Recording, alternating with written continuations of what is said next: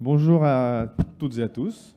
Bienvenue dans ce conseil municipal du 28 septembre 2021. Je vous prie de bien vouloir excuser le retard, le quart d'heure béglé que nous avons pris ce soir, car nous avons eu des petits problèmes techniques, voilà, qui ont été résolus de main de maître. Mais donc nous commençons avec un quart d'heure de retard. Donc sans plus attendre, je vais donc vérifier le quorum ce soir.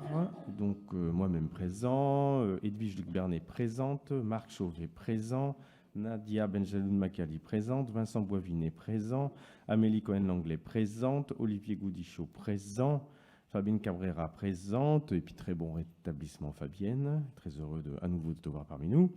Pierre Wallet présent, Christelle Baudret présente, Aurélien Desbas présent, Cathy Camille présente, Xavier-Marie Fédou présent, Bénédicte Jamet-Diez présente, Jacques Reynaud présent, Isabelle Taris présente, Benoît Dancona présent, Pascal Labadie présent, Sadia Hadj Abdelkader présente, Sylvaine Panabière présente, excuse-moi Sylvaine, Guéno Léjean présent, Marie-Laure Pirot présente, Tiffaine Corniaciari présente, Laure Desvalois présente, Nabil Enadji présent, Florian Darcos présent, Laetitia Vasseur donne procuration à Pierre Wallet, Idriss Benkelouf présent, Christian Bagat présent, Mohamed Mishrafi présent, Alexandre Diaz présent, Isabelle Terenico présente, Fabienne Dacosta présente, Christophe Thomas présent et Seynabou Gay donne procuration à Fabienne Dacosta. Donc le quorum étant atteint, je vous propose d'ouvrir donc officiellement ce conseil municipal par quelques propos de ma part, principalement concernant un retour de la période estivale qui a pris ses marques, alors pas comme à l'accoutumée malheureusement hein, dû aux conditions sanitaires, mais quand même nous avons pu organiser en appliquant les gestes barrières et le pass sanitaire quand c'était nécessaire, eh bien, différentes opérations hein, de vie béglais et béglaises. Évidemment, par exemple, l'opération En été près de chez vous, qui a connu un succès important. Hein, donc, il y avait un programme comme celui-ci. 11 000 personnes hein, ont pu eh bien, participer à de très nombreuses activités qui ont été offertes gratuitement sur l'ensemble de la commune, principalement pour celles et ceux qui n'ont pas la chance de pouvoir partir en vacances, pour des raisons financières, bien sûr. Cette année également, il y avait des raisons sanitaires. Donc, dans l'ensemble des quartiers, avec des partenaires associatifs comme le Dojo Béglé, le CA Béglé, l'Amicale Laïque, principalement, mais non exclusivement, Remue Ménage et la PSB, l'Estey, bien sûr, Bordeaux Métropole et l'ensemble des services de la ville, et le GP Bordeaux Métropole Médiation. Donc un beau succès, voilà, une belle réussite. Donc merci beaucoup hein, à toutes celles et ceux qui se sont mobilisés pour apporter un peu d'activité, de plaisir dans la torpeur estivale, qui n'était pas trop chaude d'ailleurs cette année sur Bègle. L'ouverture de la piscine l'été, donc nous nous étions engagés, nous l'avons réalisé, donc ouverture cet été, qui s'est bien passée, une fréquentation régulière, quotidienne, journalière, d'une centaine de personnes, du lundi au vendredi. Donc un public voilà, familial, des enfants, des seniors, principalement récréatifs, bien sûr, hein, puisque c'est l'usage de cette piscine, avec quand même quelques couloirs d'eau et des personnes faisant des allers-retours. Je vous rappelle que nous avons mis en place le ticket sport culture.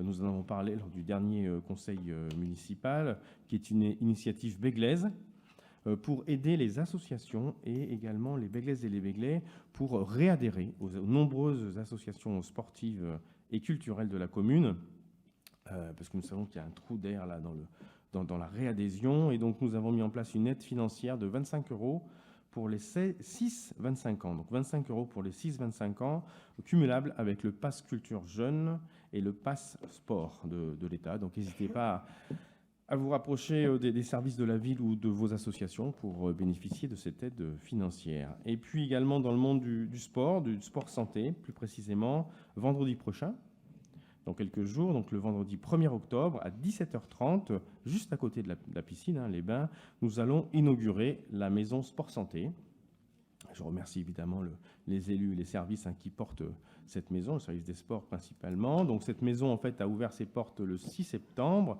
et c'est un dispositif national qui lutte contre la sédentarité, donc l'inactivité, et l'isolement social, en rendant accessible la pratique sportive gratuite avec un point d'accueil, des conseils, donc, qui va permettre d'offrir une activité physique et sportive au quotidien à tous les moments de la vie, donc pour toutes et tous, en lien évidemment avec l'ensemble des clubs sportifs Begley. Donc marche nordique, aquagym, gym douce, natation, etc. Donc venez découvrir cette maison sport santé tous les jours, mais également officiellement ce vendredi à 17h30. Point important également de cette rentrée est la rentrée scolaire. Donc cette rentrée scolaire s'est bien déroulée. Je parle sous contrôle des élus et des services. Donc je remercie évidemment l'ensemble du personnel enseignant et des services municipaux. Stabilité des effectifs sur Bègles. Nous avons à peu près 2500 élèves sur la commune. Pour être précis, 996 en maternelle et 1545 en élémentaire. Donc c'est stable depuis 2 ans. Donc toujours des contraintes sanitaires. Depuis peu, nous sommes passés sous le seuil de vigilance. Je crois que nous sommes à 46. Et donc à partir de 50, si ça dure, je crois, si j'ai bien compris, je parle sous contrôle de celles et ceux qui connaissent bien le sujet, comme Jacques Reynaud, bien sûr. Nos petits-enfants, d'ici une semaine, pourront, je crois, sortir le masque. C'est ça. Donc ça, c'est une bonne chose parce que c'est vrai que suivre les cours toute la journée avec un masque, c'est fatigant. Voilà. Également, nouveauté, nous avons un nouveau poste dans les services d'inclusion et d'accessibilité pour les élèves souffrant de handicap. Voilà, aux côtés de l'État, qui finance des postes AESH, donc d'accompagnement des élèves en situation de handicap, mais que sur le temps scolaire. Donc la ville se mobilise sur le temps périscolaire. Voilà. Donc nous avons également des tests salivaires dans l'ensemble des écoles élémentaires sur plusieurs semaines. Donc il y a malheureusement des classes qui ferment parce qu'il y a des cas positifs. Et donc on demande une grande compréhension aux familles, puisque ça évidemment désorganise grandement l'organisation familiale, puisque si les 2 parents travaillent, évidemment c'est compliqué parce qu'il faut rester à la maison, gérer les enfants. La ville ne peut pas mettre en place de garderie, bien sûr, puisque c'est l'isolement. Donc il faut que les gens s'organisent, c'est complexe, en espérant bientôt que ça va s'alléger. Enfin, dans le domaine scolaire, comme cela a été annoncé, nous allons mettre en place la concertation autour des temps de l'enfant, sur l'ensemble de la journée et sur l'année, et en particulier des rythmes scolaires, donc 4 jours ou 4 jours et demi, dans le cadre de la refonte obligatoire du projet éducatif de territoire sur les 3 prochaines années. Donc, nous allons mettre en place, avec Vincent Boivinet, qui est élu à l'éducation, et Edith Bernet à la démocratie participative, une séquence de discussion et de concertation avec au préalable un direct, un Facebook Live, un direct sur les réseaux sociaux et sur le site internet de la ville, la semaine prochaine, le 6 octobre à 18h30, où vous pourrez questionner les élus sur les enjeux de cette concertation et sur les enjeux des rythmes de l'enfant et des changements entre 4 jours et 4 jours et demi, les points positifs, les points moins positifs dans les 2 situations. Mais également, nous allons organiser des ateliers d'échange pour tous les Begley, les associations et les professionnels de l'éducation le 14 octobre. Tout cela sera évidemment sur le site internet de la ville pour discuter de ces enjeux éducatifs, pédagogiques, chronobiologiques, d'apprentissage. Et puis un vote, une consultation ouverte aux parents d'élèves, exclusivement les parents d'élèves, sur le maintien de la semaine de 4 jours et demi ou sur le passage à 4 jours. Chaque parent pourra voter. Donc s'il y a 2 parents, ça fait 2 votes. Dans les écoles, avec des urnes et des bulletins de vote du 8 au 9 novembre, donc après les vacances scolaires. Et puis donc nous sommes engagés à suivre le vote des parents. Donc rester aux 4 jours et demi, ce que nous pensons bon pour le rythme de l'enfant et le rythme de l'apprentissage, ou un retour aux 4 jours, comme la majorité des communes. Donc nous aurons évidemment le débat. Voilà, un bon débat, j'espère constructif, avec le monde enseignant, les associations, les professionnels, les parents d'élèves et l'ensemble des Begley. Également cet été, enfin en tout cas début septembre, nous avons eu le plaisir d'organiser à nouveau le village des associations. 2000 visiteurs, donc un grand succès, une cinquantaine d'associations. Merci beaucoup à elles et merci aux bénévoles. Et donc ça nous a permis évidemment de faire découvrir aux anciens Béglais et aux nouveaux Béglais la grande richesse associative béglaise. C'est important, c'est un moment important de début d'année scolaire. Et puis nous avons profité également d'organiser le désherbage de la bibliothèque, c'est-à-dire de vendre au prix de 1 euro, symbolique, un grand nombre d'ouvrages. Plus de 300 personnes se sont rendues à ce désherbage, juste à côté du village, entre 10h et 18h, le même week-end. Et donc 80% des livres ont trouvé preneur. Et donc la somme récoltée, 5 424 euros, donc il y a eu 5 424 livres qui ont été vendus, vous avez compris, sera remis au collectif Bienvenue durant la nuit des bibliothèques, comme nous l'avions annoncé le dernier conseil. Donc la nuit des bibliothèques, c'est bientôt, c'est le samedi 2 octobre, c'est dans le fascicule de la bibliothèque. C'est Benoît Dancona, l'élu référent, bien sûr, avec Nadia Benjeloun, l'adjointe à la culture. Donc la nuit des bibliothèques, samedi 2 octobre. Samedi 2 octobre, donc c'est samedi prochain, de 10h à 22h. Et donc vous avez des comptines pour les enfants, des concerts de Game Boy et jeux vintage, et également des contes fantastiques pour adultes et enfants. Et puis retrouver toute l'équipe de la bibliothèque, bien sûr. On ne peut pas parler de la pause estivale et de cette reprise sans parler de la fête de la morue. Donc c'était la morue et dans la plage. Donc je tiens évidemment à remercier chaleureusement au nom de vous tous la régie générale et les services de la ville et les bénévoles qui ont réussi en temps record, 3 mois, contre 10 mois en temps normal, à organiser cette morue et dans la plage. Donc sur le site de Bègle-Plage pour gérer la jauge sanitaire et les circulations.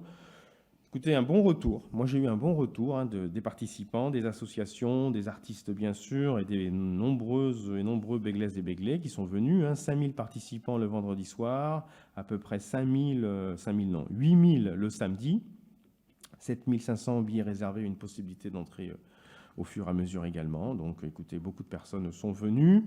Personne n'a été refusé, évidemment, malgré le pass sanitaire.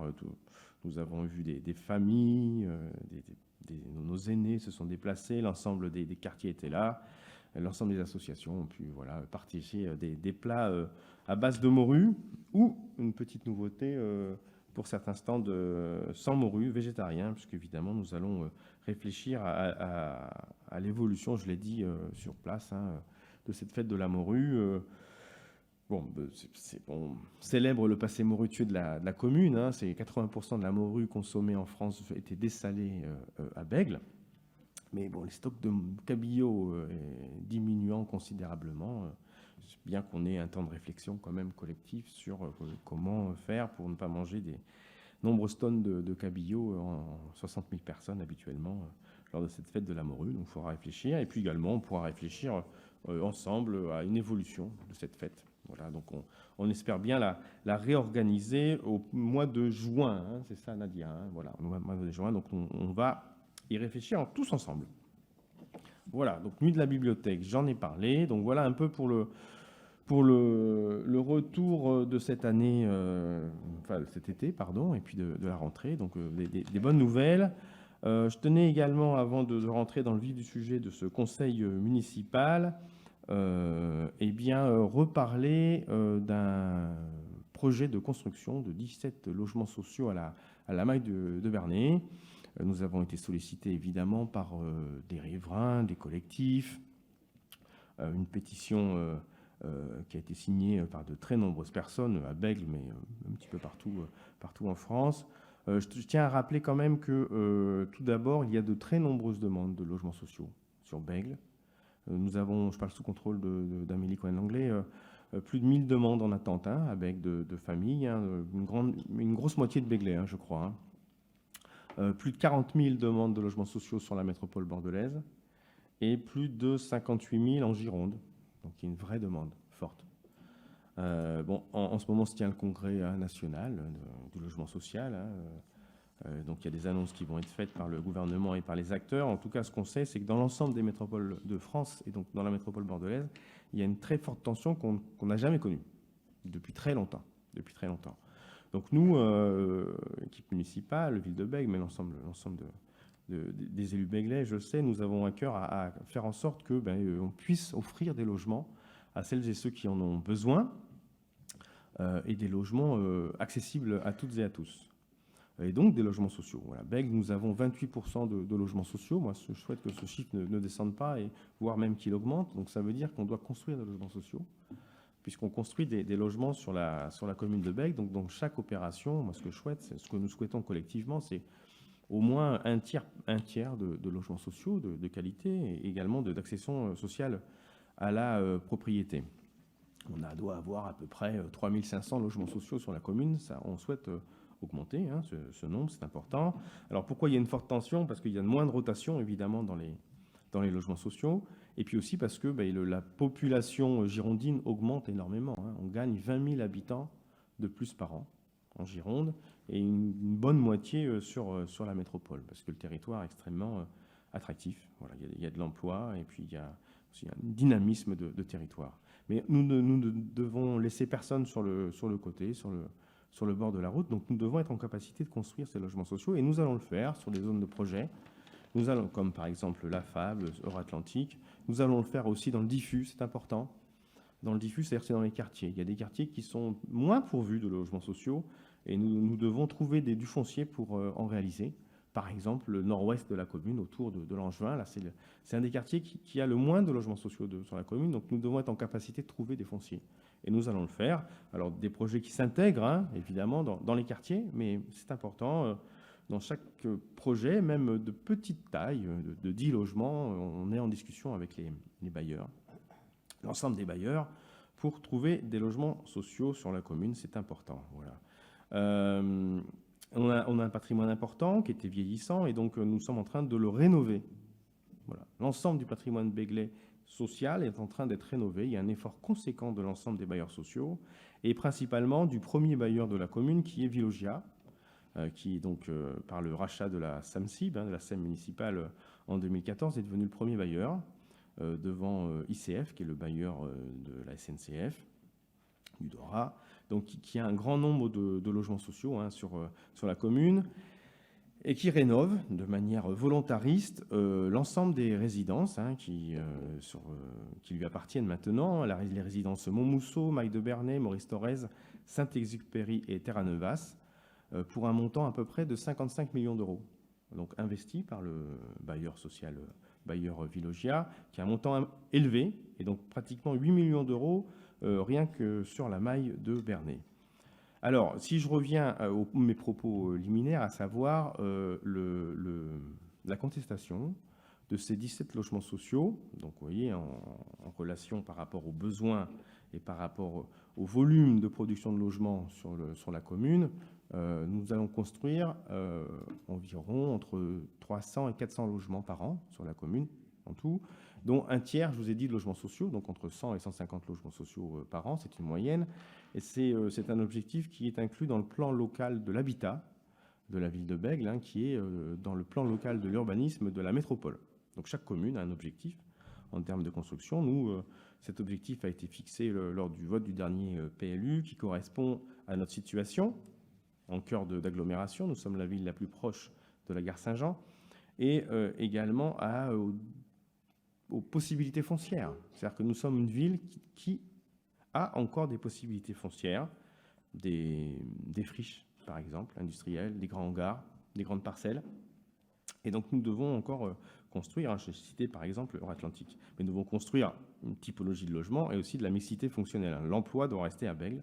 Nous sommes une ville qui propose beaucoup d'emplois, beaucoup plus que la moyenne des communes. Par contre, c'est vrai que pour les fonciers, les terrains qui sont naturels, se pose la question, qui est une question beaucoup plus aiguë maintenant qu'il y a même 6 ans, quand ce projet a été pensé, en 2014-2016, de finalement protéger les zones naturelles, encore plus qu'avant, puisque nous vivons, vous le savez, un bouleversement climatique sans précédent. Donc nous avons et également une chute de la biodiversité. Congrès mondial de la biodiversité s'est tenu à Marseille il y a quelques semaines, et donc qui a pointé du doigt un vrai enjeu. Par exemple, en Europe, je vous le rappelle, nous avons perdu 80% des insectes. Et donc sans insectes, il y a un vrai enjeu de pollinisation et donc d'agriculture et donc d'alimentation. Et donc là, nous sommes au cœur de la Maille de Bernay, à côté d'un petit bois, dit le petit bois de Centujean, qui est confidentiel. C'est-à-dire que quand on demande au Béglais où se trouve le petit bois de Saint-Tujean, est-ce qu'il y a un petit parc au centre de la Maille de Bernay? La réponse est quand même peu explicite. Les Béglais ne vont pas dans ce petit bois pique-niquer, ne vont pas dans ce petit bois jouer avec leurs enfants. Les voisins, bien sûr, de la Maille de Bernay, souvent aussi pour se plaindre je le dis, de manière transparente, pour se plaindre aussi de l'état de gestion de ce petit bois qui malheureusement n'est pas à la hauteur. Ça sert à promener les chiens et vous voyez bien les conséquences en termes d'éjection canine. Donc c'est plutôt un petit bois qui a une vraie valeur végétale, avec vraiment arboré. Et donc ce projet venait, c'est vrai, impacter la frange est de ce petit bois, avec un impact sur 2 frênes directs d'une quarantaine d'années, et venait fragiliser 2 ou 3 autres arbres, à peu près des frênes pareils d'une quarantaine d'années, avec des enjeux de prévention des risques d'inondation également, puisque c'est dans une petite cuvette. Je prends un peu de temps parce que le sujet est complexe. Dans une petite cuvette, et donc c'est vrai que ce permis de construire a été signé, c'est moi qui l'ai signé, en tout cas c'est Olivier Goudichaud, mais en tout cas en mon nom, en 2017, qui correspond pile, évidemment, au plan local d'urbanisme, de 3 points de l'époque. Et c'est vrai que là, il y a des évolutions en termes de protection des risques inondations, le PPRI, qui fait que le prochain PPRI, vraisemblablement, demandera si ce permis de construire était déposé avec le prochain PPRI, il devrait être surélevé, voilà, parce que vraisemblablement, les cotes liées au risque d'inondation sont plus élevées.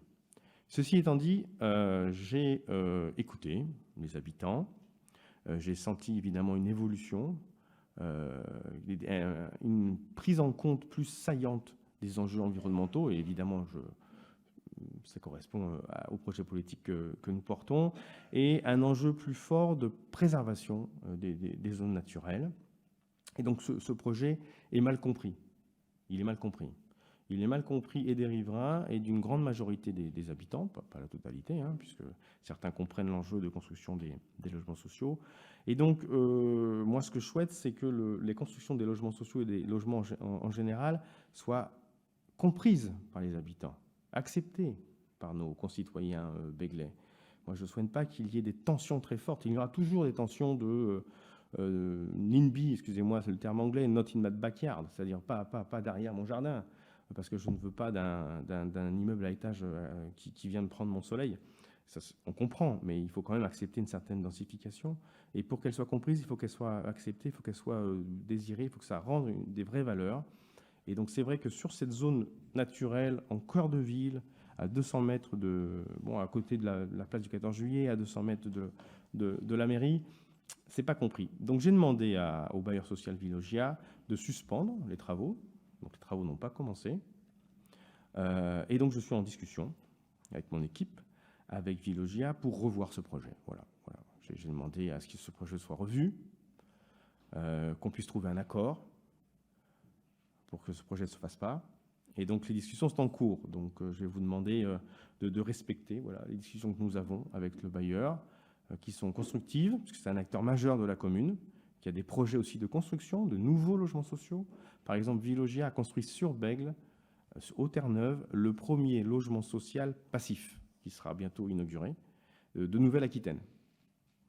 Donc c'est important, puisque ça veut dire que les charges énergétiques sont très très faibles pour les habitants. Donc ces discussions sont en cours, voilà. Donc j'ai bon espoir qu'elles aboutissent dans le sens que nous souhaitons, à savoir que ce projet ne se fasse pas, mais que ça soit de manière équilibrée entre les enjeux financiers du bailleur et la nécessité de construction d'un grand nombre de logements sociaux pour nos concitoyens. Donc j'ai pris un peu de temps pour expliquer ce projet, parce que je sais que ces explications sont attendues. Et donc, j'espère que nous arriverons à une conclusion voilà, heureuse pour l'ensemble des partenaires, évidemment la ville, le bailleur social Villoja, qui est un partenaire de premier plan, et puis les habitants, voilà, et les enjeux également de préservation de l'environnement. Voilà un peu les propos liminaires. J'ai pris un peu de temps, vous m'en excuserez, avant ce conseil. Je tenais également à saluer Jean-Marc Gipoulou, qui est le officiellement nouveau directeur général des services de la ville. Merci beaucoup à lui d'avoir accepté ce poste. Voilà, important pour la commune. Alors, je vais vous proposer de passer aux délibérations. Monsieur Bagat, Christian, vous la parole. Monsieur le maire, mes chers collègues, permettez-moi, monsieur le maire, d'intervenir juste après sur la maille de Bernay. Le groupe Espoir Begley souhaitait la mise à l'ordre du jour de ce conseil de ce dossier. Nous avions adressé un courriel à votre directeur de cabinet. On a bien compris que ce n'était pas une délibération, monsieur le maire, et nous vous avons bien écouté. Vous voulez protéger les zones naturelles et tout naturellement aussi la demande de logements sociaux qui est considérable. Mais il ne faut pas opposer les logements sociaux à ce qui est pour nous quelque chose de dangereux au niveau de l'équilibre écologique. Et vous l'avez bien compris puisque vous voulez que ce projet soit revu et ne se fasse pas. Donc je n'aurais pas, en revenant sur l'anamnèse, celle que vous l'avez faite, nous avons bien compris que dès 2015, pourtant, le comité du Prêche avait déjà dit attention, c'est quand même il s'était mobilisé pour alerter sur le risque environnemental que provoqueraient ces constructions.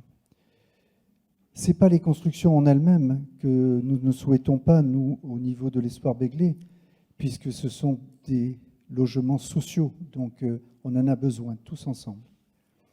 Par contre, c'est au niveau de la nature.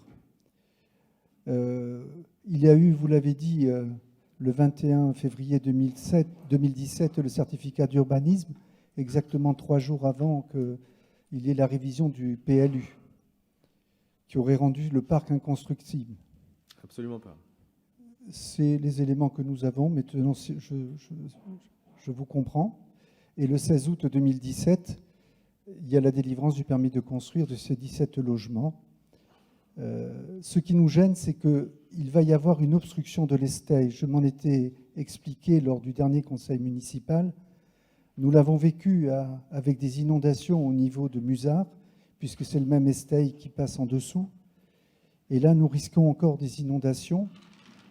Je ne parle pas du collectif d'habitants qui s'est composé de 23 000 signatures de peu partout en France, monsieur le maire, vous avez raison. Ce n'est pas uniquement des Begley, bien entendu, et nous l'entendons bien.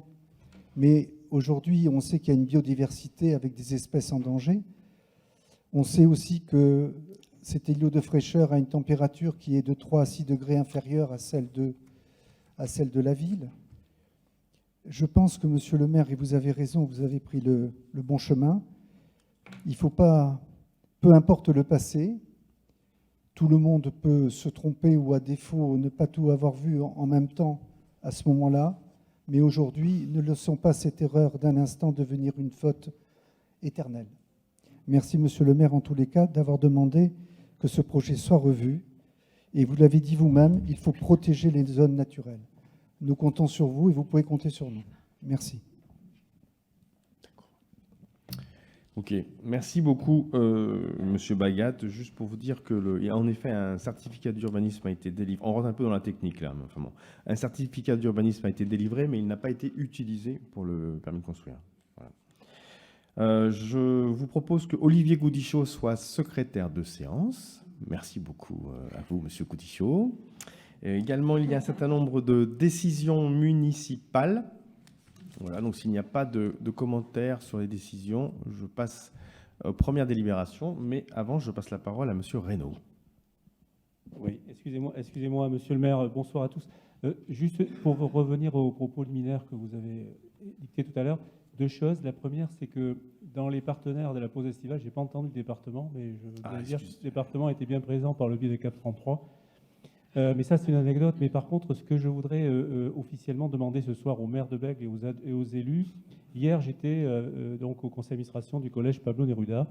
Et les professeurs et les parents d'élèves nous ont fait remonter légitimement un gros problème avec 6 enfants béglés qui sont en situation de handicap, qui sont entrés au collège en 6e et qui ne bénéficient pas d'un enseignement approprié puisqu'il n'y a pas de classe Ulysse et que ces 6 enfants sont dispersés dans une classe ou dans 2 classes de 6e générale.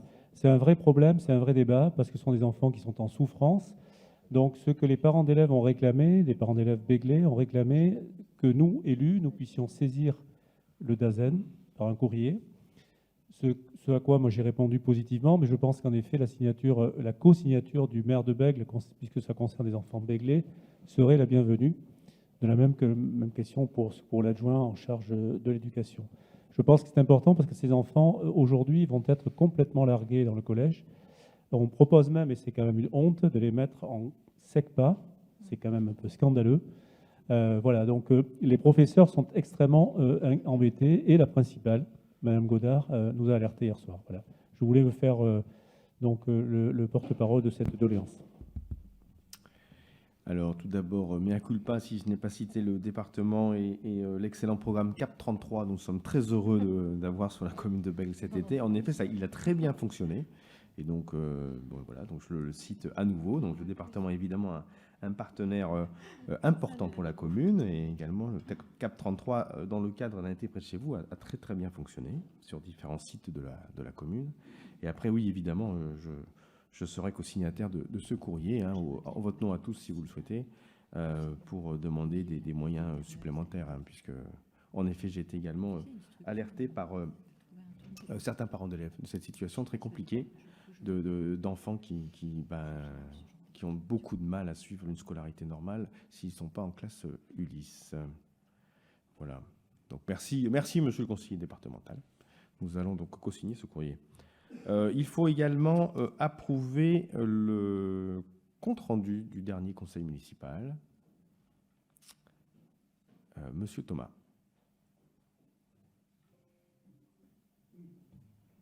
Avec le micro, oui.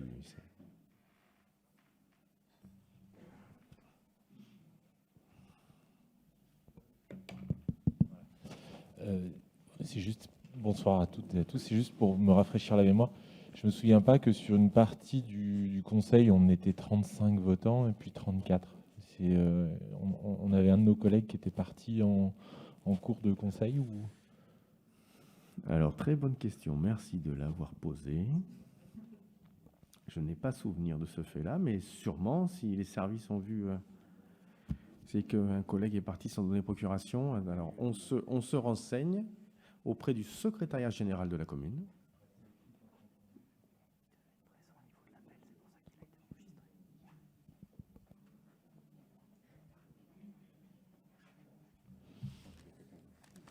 Je n'ai pas le compte rendu.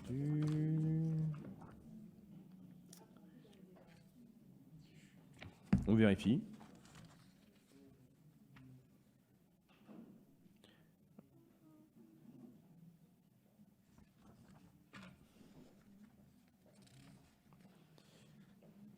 Alors en effet, il y a certaines c'est 34 ou 35.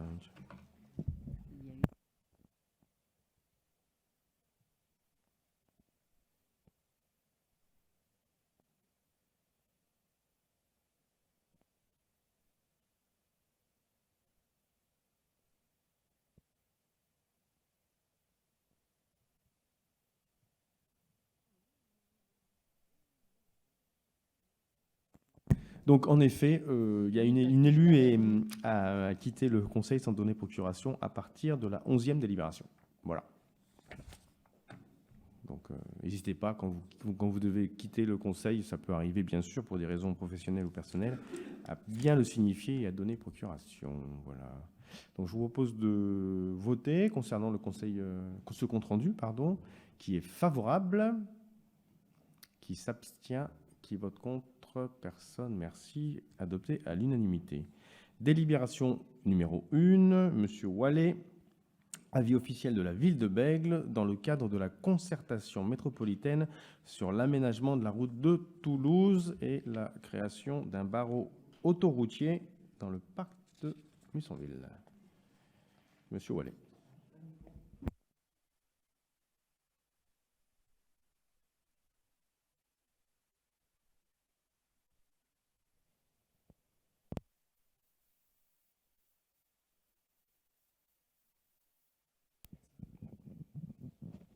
Merci Monsieur le maire, chers collègues. Donc, je vous propose de vous présenter la proposition d'avis officiel de la ville de Bègue dans le cadre de la concertation métropolitaine sur l'aménagement de la route de Toulouse et du barreau routier qui est proposé au sein du parc du Mussonville.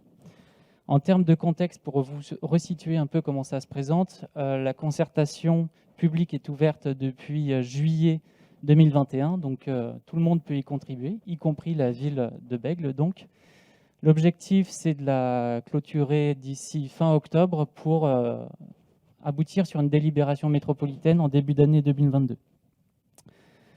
Donc, cette concertation sur la route de Toulouse se découpe en deux parties. D'une part, sur le réaménagement de la route de Toulouse, évidemment, plus précisément, mais aussi dans une deuxième partie sur la proposition de création d'une route au sein du parc de Mussonville. Pour ce qui relève du réaménagement de la route de Toulouse, la ville de Bègle propose un objectif prioritaire qui est de retrouver un partage de l'espace public équitable et juste entre tous les modes de déplacement, c'est-à-dire les piétons, les personnes à mobilité réduite, les cyclistes, les usagers des transports collectifs et bien évidemment les automobilistes. Pour ce qui relève des piétons, c'est l'enjeu numéro 1 puisque nous sommes tous piétons. C'est pour nous d'avoir des trottoirs évidemment le plus large possible et accessibles pour les personnes à mobilité réduite. Et en aucun cas, cet espace dédié aux piétons ne devrait être réduit au profit d'autres types d'usagers, y compris donc pour les cyclistes, transports collectifs et évidemment les automobilistes. Pour ce qui relève des cyclistes, nous défendons l'usage de pistes cyclables, c'est-à-dire un aménagement cyclable séparé de la chaussée circulée pour permettre à tout type d'usagers, donc y compris les cyclistes les moins aguerris, de circuler en toute sécurité et non pas au milieu des véhicules motorisés. Pour vous rappeler, nous sommes à 20 000 véhicules jour à proximité de la barrière de Toulouse, dont 8% de poids lourds, et au sud de la route de Toulouse, nous sommes à 12 000 véhicules jour. Donc évidemment, si on n'a pas des aménagements cyclables séparés de la chaussée, on ne pourra pas favoriser le report modal vers ce type de déplacement.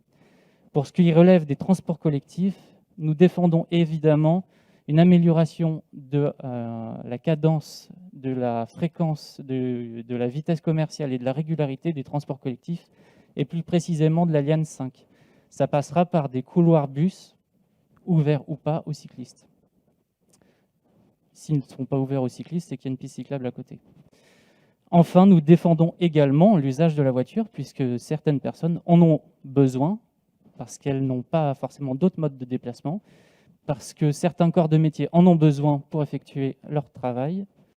Voilà, donc nous défendons un partage équitable de l'espace public, pas au profit de certains aux dépens des autres, mais juste un partage équitable, et juste aussi pour favoriser les personnes et les usagers les plus vulnérables. Choisir, c'est renoncer. Donc évidemment, s'il y a un moment, il faut donner aux piétons, il faudra reprendre ailleurs. Aujourd'hui, on a plus de 80% de la largeur de la voirie qui est dédiée à la voiture. Donc évidemment, ce sera plutôt du côté de la voiture qu'il faudra reprendre, notamment du côté du stationnement. En termes de largeur sur la route de Toulouse, on n'est pas obligé de choisir et donc de renoncer partout. Sur la partie sud de la route de Toulouse, on pourra maintenir du stationnement, maintenir une circulation normale des véhicules motorisés, tout en contribuant à l'amélioration de la vitesse commerciale du bus, en créant un couloir bus et en créant des pistes cyclables. Là où il faudra choisir, et là où nous nous positionnons évidemment en faveur, aux dépens de la voiture, mais en faveur du piéton, du vélo et des transports collectifs, c'est sur la partie nord de la route de Toulouse, là où c'est moins large. Donc à cet endroit-là, effectivement, nous défendons un scénario ambitieux pour le vélo, pour le piéton et pour le transport collectif. Et pour ce qui relève des places de stationnement qui seraient amenées à être supprimées, il faut savoir que Bordeaux Métropole cherche activement des compensations en termes de stationnement en périphérie de la route de Toulouse, donc pas sur la route de Toulouse. Donc il n'y aura pas à choisir entre la voiture, le piéton, le vélo, le transport collectif sur le sud de la route de Toulouse, mais sur la partie nord de la route de Toulouse, il nous faut nous positionner. Et c'est là que, effectivement, nous souhaitons un scénario ambitieux pour les usagers les plus vulnérables et pour le transport collectif, parce que ces modes de déplacement sont ouverts à tous les usagers, quel que soit leur revenu, ce qui n'est pas forcément le cas pour les usagers de la voiture. Donc au-delà des enjeux écologiques et de report modal, il y a également des enjeux d'équité sociale et des enjeux économiques pour tous les foyers. Pour ce qui relève de la partie de la proposition de route au sein du parc de Mussonville, Notre objectif, effectivement, et assurément, c'est qu'il n'y ait pas de route dans Mussonville, cet espace naturel, et cela pour 5 raisons. D'une part, pour des enjeux écologiques, nous sommes sur des zones humides, nous sommes sur des zones inondables, il y a des espèces protégées. D'ailleurs, à ce titre-là, nous sommes dans le cadre de la modification du PLU métropolitain sur des demandes de la ville de Bègles pour intégrer des protections réglementaires au titre des continuités écologiques. On a demandé à passer le secteur en zonage naturel et des arbres remarquables devraient être inscrits dans le prochain PLU. Deuxième raison, pour des enjeux de cadre de vie, on est au sein d'un écoquartier, on a un lycée avec plus de 1500 élèves, on a une résidence pour personnes âgées. On peut avoir derrière des contraintes en termes de pollution sonore, visuelle, et des contraintes en termes de pollution de l'air. Donc, encore une fois, avoir plus de 1000 véhicules jour qui vont arriver du jour au lendemain sur ce secteur, c'est en inadéquation totale avec le contexte du quartier. Troisième raison, des enjeux de sécurité routière. Je viens de parler de résidence pour personnes âgées, donc des personnes à mobilité réduite. Je viens de parler de lycée, on a 1500 élèves. Donc, attirer 1000 véhicules jour du jour au lendemain, on a des enjeux de sécurité routière et de partage de la voirie. C'est pas possible d'avoir une route dans un contexte comme celui-ci. Un enjeu économique, quatrième raison, on est sur une enveloppe minimum de 1,8 million d'euros pour ce barreau routier. Donc, c'est aussi une raison importante. C'est près de 2 millions d'euros qui peuvent être utilisés ailleurs. Et enfin, tout simplement, pour des enjeux de mobilité, puisque, comme l'a prouvé une étude en 2017 de Bordeaux Métropole, la création d'une route en parallèle de la route de Toulouse ne permettra pas de désengorger la route de Toulouse, tout du moins sur moyen terme. Donc, pour toutes ces raisons, qu'elles soient économiques, écologiques ou tout simplement pour des raisons de logique et de mobilité, nous nous opposons fermement à cette route au sein de Mussonville, sur notre territoire béglais, et qui ne répondra en aucun cas aux objectifs que d'autres communes peuvent avoir. De nombreux opposants aussi à cette route se sont mis en avant. On peut notamment citer l'association de quartier Terre Sud Bel Air, le lycée, l'association des parents d'élèves, d'autres associations, notamment Villenavaise, comme quoi la création ou pas de ce barreau routier n'est pas un enjeu béglais, mais c'est un enjeu de tous les usagers du site. Dans les années 70, Georges Pompidou expliquait que la ville devait s'adapter à la voiture. Aujourd'hui, c'est évidemment une toute autre vision que nous défendons. Les déplacements peuvent être plus que des trajets d'un point A à un point B. Ça peut être un moment de plaisir, de rencontre, mais ça peut aussi être un levier d'action en faveur de plus d'équité sociale, parce que les transports collectifs, la marche et le vélo sont à la portée de tous les revenus, contrairement à la voiture. Et ça peut également être un levier d'action pour lutter contre l'isolement des personnes. C'est notamment le cas des jeunes piétons, des personnes âgées et des personnes à mobilité réduite. Donc le tout-voiture ne répond pas à ces objectifs-là. L'espace public, c'est un endroit où l'on vit et c'est pour ça que toutes les formes de mobilité doivent bénéficier d'un partage juste et équitable de l'espace public. Pour ne pas que la ville devienne un désert, comme disait Albert Camus, nous devons aménager nos espaces publics pour demain et non pas comme hier. Merci. Merci beaucoup, Monsieur Wallet. Donc c'est une délibération importante depuis le temps qu'on attend enfin un aménagement pour au minimum la mobilité sur la route de Toulouse.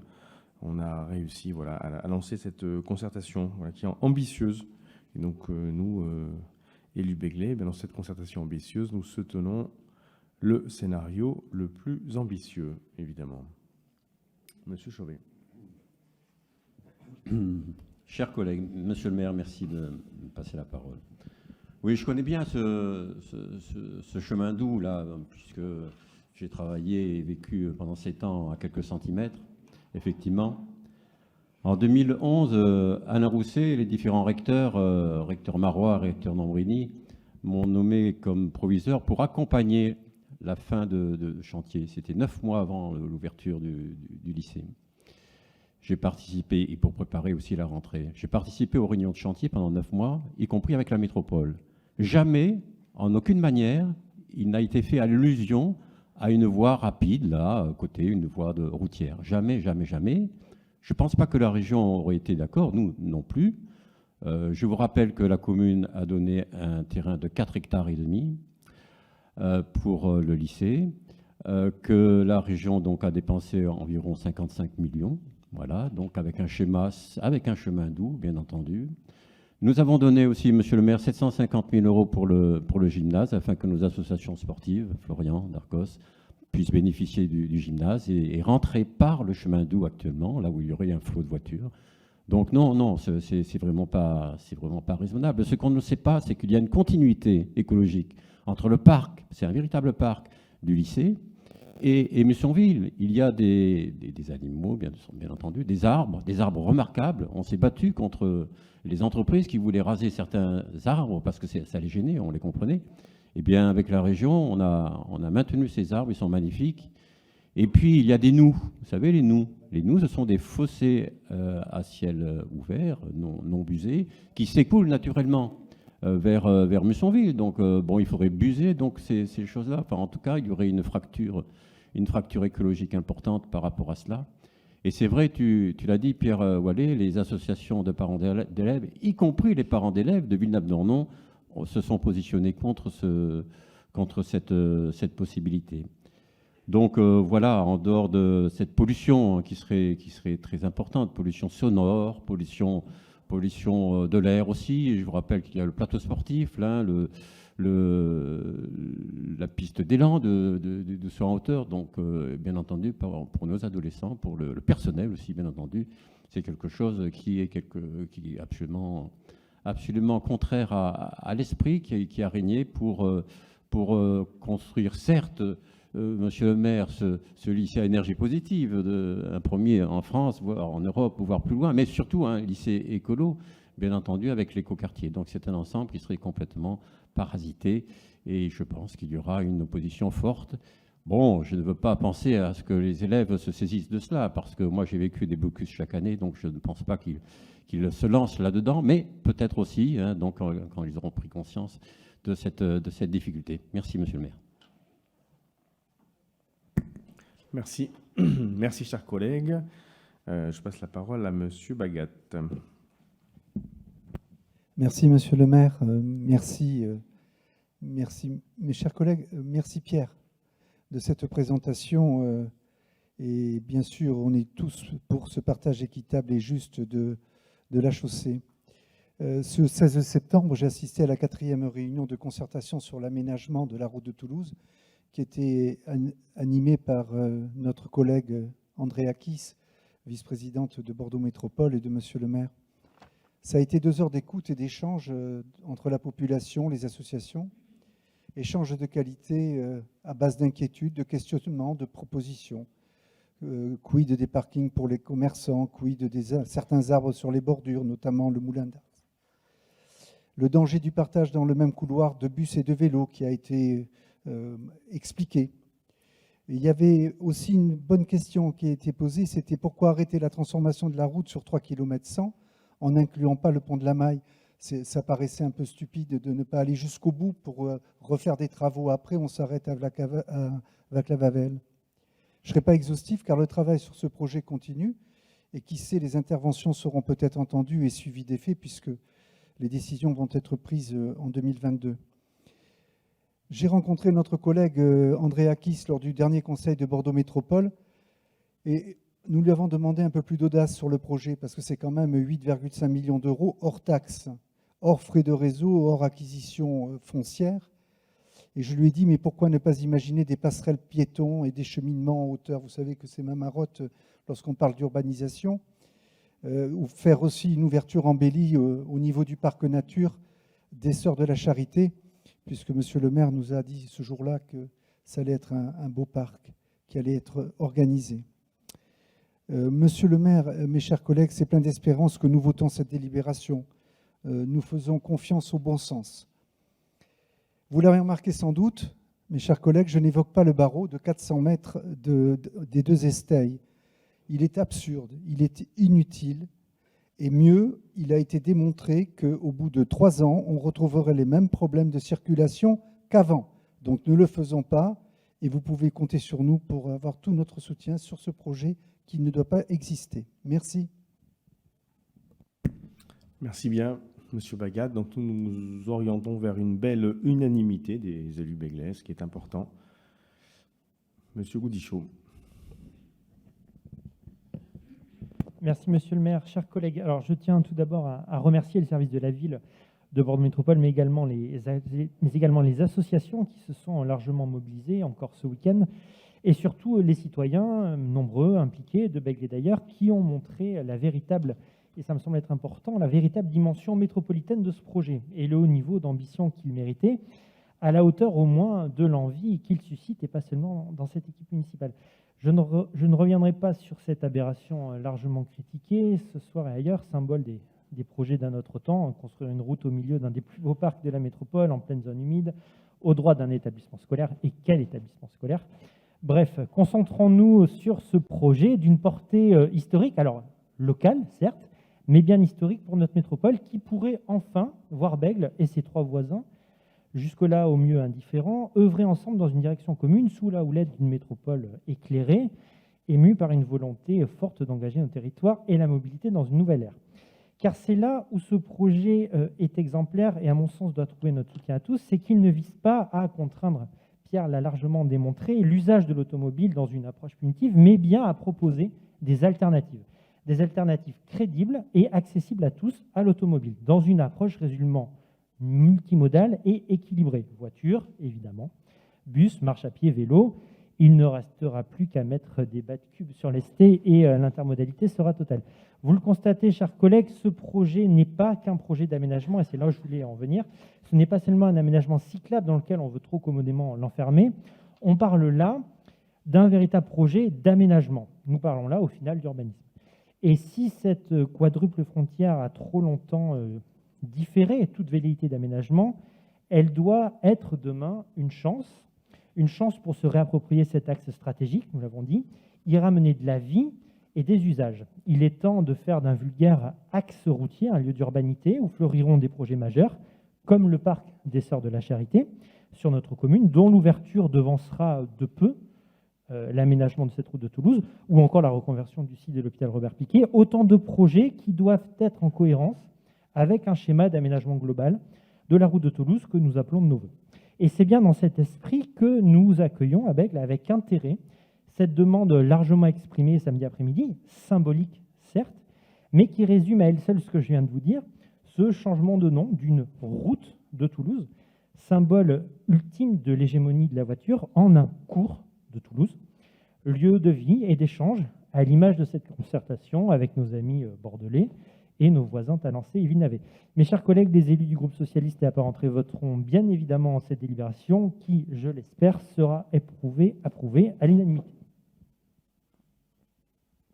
Merci beaucoup. En effet, cette proposition des associations qui sont extrêmement actives sur le sujet et des citoyens de rebaptiser la route de Toulouse en cours de Toulouse est je pense, une proposition que nous pouvons faire nôtre, même si à Bègles, la tradition veut que nous ne débaptisons pas les rues, puisque nous sommes attachés à l'histoire. Comme c'est une route intercommunale, nous pouvons porter cette proposition au nom de l'ensemble des habitants et des associations qui portent cette proposition, à mon avis, très intéressante. Et également dire que dans la délibération suivante des contrats de co-développement, nous avons une fiche portée par la ville de Bègles de schéma directeur d'aménagement de la route de Toulouse qui va dans un sens d'une plus grande cohérence architecturale et urbanistique, puisque la circulation c'est bien, mais également il faut pouvoir avoir un schéma directeur et une cohérence, une harmonie dans la mutation en fait, des fonciers tout le long de la route de Toulouse. Y a-t-il d'autres prises de parole sur ce sujet, chers collègues? Non? Voilà, donc vous dire que cette délibération qui vous est présentée est aussi en cohérence avec le schéma directeur des mobilités qui a été voté à la métropole la semaine dernière, puisque nous allons faire la part belle en complémentarité du RER métropolitain et du tramway, eh bien, au réseau express vélo, dans des pistes cyclables en site propre, le long de cette route de Toulouse, et également à une généralisation des couloirs bus pour des bus express. Voilà, donc là, en l'occurrence, pour la Liane 5. Donc vraiment, nous allons miser sur le collectif et miser sur des mobilités qui émettent moins de gaz à effet de serre, voilà, et qui permettent de dessiner une ville plus apaisée et plus partagée. Voilà, donc la voiture aura toujours sa place, mais sa juste place, comme ça l'a été très bien dit. Et d'ailleurs, ce projet va permettre aussi le plus ambitieux, celui que nous soutenons, de végétaliser, parce que cette route de Toulouse est quand même très minérale. Donc on va pouvoir végétaliser cette route de Toulouse en partie. Je pense que c'est important. Et en effet, le stationnement, il y aura des poches de stationnement pour compenser en partie le stationnement qui sera supprimé par ces aménagements et cette végétalisation. Je vous propose de passer au vote. Donc, qui est favorable? Unanimité. Écoutez, merci beaucoup. Donc, nous allons transmettre l'avis du conseil municipal, évidemment, au président de la métropole. Et par ailleurs, chers collègues, en votre nom propre, vous pouvez aussi vous exprimer sur le site participation de Bordeaux Métropole. C'est important que ce soit le collectif, mais aussi l'individu. Et donc, je lance aussi un appel à l'ensemble des habitants de la ville, de Bègles et des internautes. Vous pouvez aussi, évidemment, vous-même aller sur le site participation.bordeauxmétropole.fr, quelque chose comme ça, pour vous-même vous inscrire et donner votre avis sur cette concertation, qui peut être finalement un avis même très simple. Par exemple, dire « Je suis favorable au scénario le plus ambitieux en termes d'aménagement de couloirs bus et de pistes cyclables, et je suis opposé au barreau autoroutier dans les Stays ». Voilà, ça suffit, 2 phrases permettent de faire entendre votre voix. Ou un autre, évidemment, une autre opinion également. Bien sûr, le débat est libre. Si vous avez une opinion différente, faites-la entendre sur le site de la participation. Merci beaucoup. Délibération suivante. Madame Cohen-Langlais, subvention exceptionnelle à l'association culturelle des Kabyles de Bordeaux. Merci, Monsieur le maire. Bonsoir à tous. Donc, comme vous le savez, des incendies ont dévasté une partie importante de la Kabylie en Algérie au mois d'août 2021, avec de nombreuses victimes et beaucoup de dégâts matériels.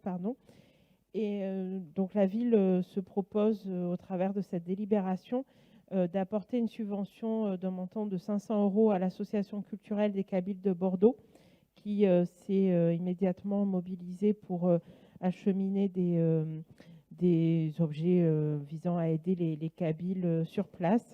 Et donc, l'idée, évidemment, c'est de soutenir cette action de l'association avec une subvention qui sera orientée sur l'achat de matériel médical et de médicaments. Donc, Merci beaucoup. Chers collègues, y a-t-il des prises de parole? Monsieur Benkelouf. Et après, Monsieur Mishrafi.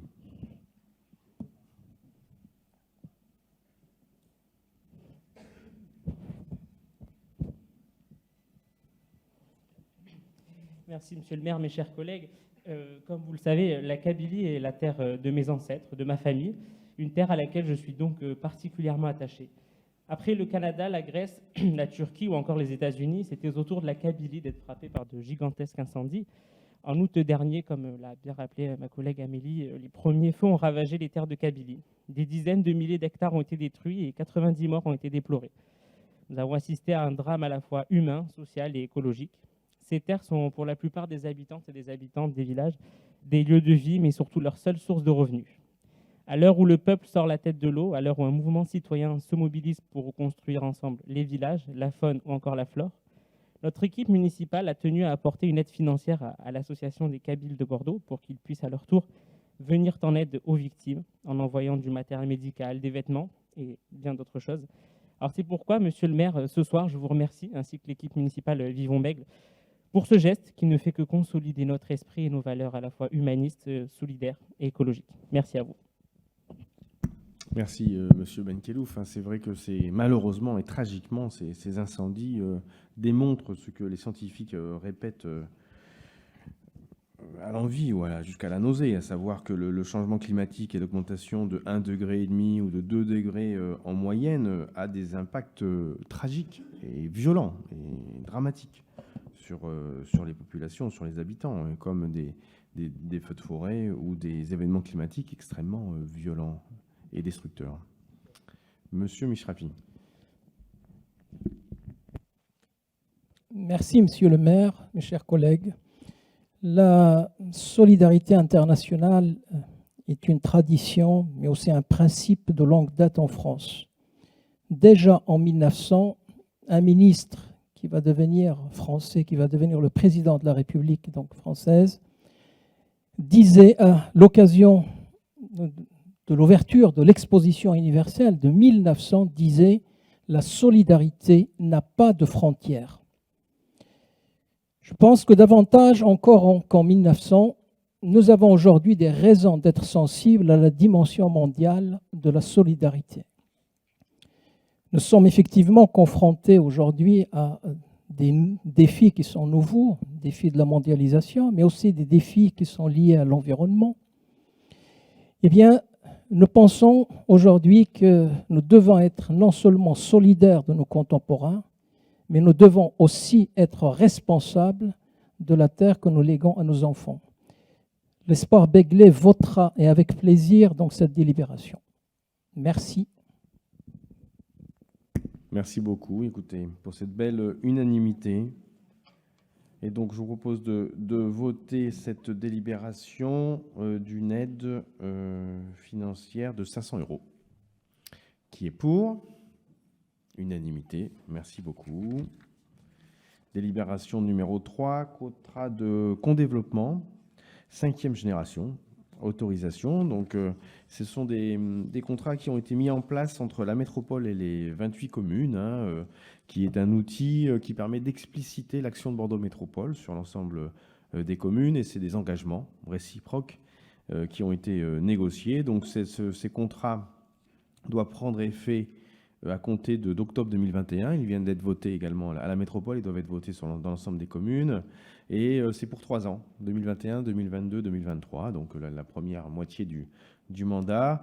Et donc, évidemment, c'est sur les compétences de la métropole. Et c'est qu'une partie, c'est une grosse partie, mais c'est une partie de l'activité de la métropole sur les communes. Il manque tout ce qui est proximité, etc.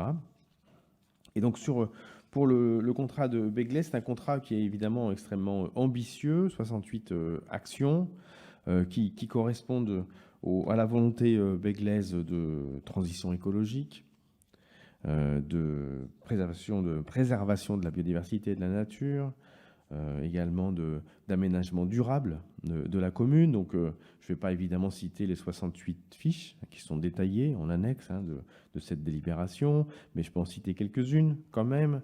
Donc, la promotion de la nature en ville, à travers, cela a été dit, l'acquisition du parc des Sœurs de la Charité. Donc, la métropole viendrait abonder à hauteur d'1 demi-million d'euros.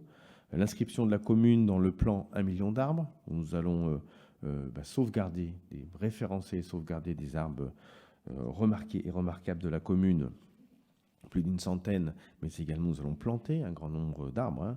Nous allons faire notre part dans ce plan, ou encore le soutien au développement de jardins partagés. Nous sommes une ville où nous avons beaucoup de jardins partagés sur la commune, mais nous souhaitons continuer, parce que, bien sûr, c'est le jardinage bio, bien sûr, biologique, c'est l'échange autour du jardinage, c'est le réapprentissage des légumes et des fruits de saison, de la cuisine, du partage, de la convivialité, c'est important, les jardins partagés.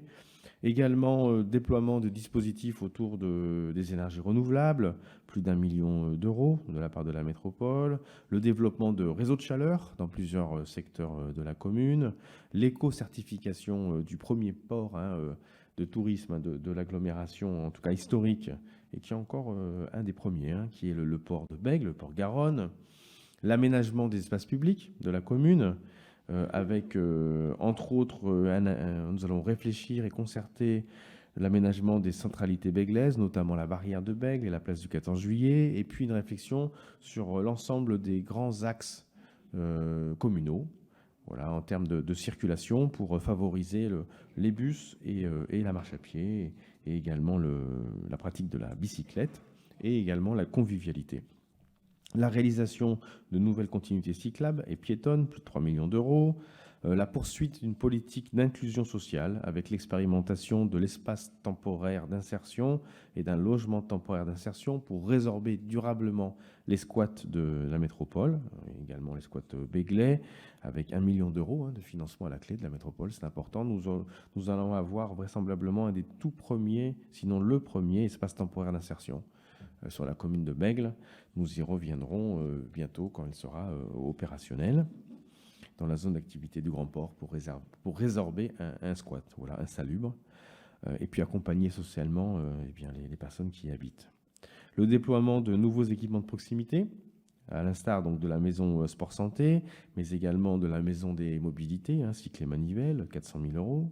Le soutien aux équipements publics d'aménagement, les opérations publiques d'aménagement, la ZAC route de Toulouse, à la hauteur de 22 millions d'euros. Donc là, c'est des chiffres importants. Espace public, aide à la construction de logements sociaux notamment, végétalisation.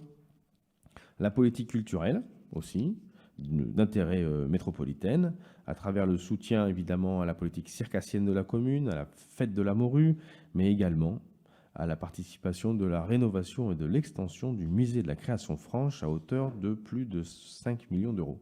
Donc un effort important pour le premier musée métropolisé de la métropole. Donc voilà, quelques fiches, actions importantes pour la commune. Et donc je vous demande de bien vouloir m'autoriser à signer ces contrats de co-développement avec le président de Bordeaux Métropole pour les 3 années à venir. Y a-t-il des bien sûr prises de parole? Oui, monsieur Thomas. Oui, merci monsieur le maire. Effectivement, on voit au travers de ces 68 actions l'esquisse de la réalisation d'un certain nombre de promesses de campagne. Donc on en verra la concrétisation après les études et au travers de ce contrat de co-développement. Il y avait quand même parmi ces promesses celle de travailler sur un échangeur au niveau de la rocade. Et je trouve dommage que, voilà, enfin nous trouvons dommage parce que c'était une promesse que nous avions en commun sur nos programmes de ne pas engager la réflexion sur l'étude pour revenir vers le centre de Bègles depuis par l'avenue Jeanne d'Arc. Et voilà, c'était un point que nous voulions souligner. Toutefois, j'ai cru comprendre que ce contrat de co-développement pouvait faire l'objet d'avenants, on pouvait ajouter des choses et qu'il était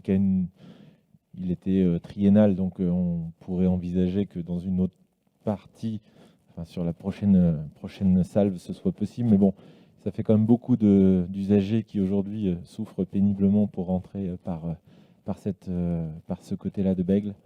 Donc on aurait trouvé franchement utile qu'on engage ces études au plus vite. Merci, monsieur Thomas. Alors on peut débattre d'une fiche qui n'existe pas. En effet, on peut parler des vides plutôt que des pleins. Donc on a demandé au service de la métropole et de l'État, puisque la rocade c'est l'État, d'étudier les possibilités d'un réaménagement de l'échangeur 20, mais qui est complexe et qui a été modifié à la demande de l'État. Il faut le rappeler, il y a quelques années de cela, puisqu'il y avait des embouteillages sur la bande d'arrêt d'urgence de la rocade quand l'échangeur 20 était complètement saturé, matin et soir. Donc c'était dangereux.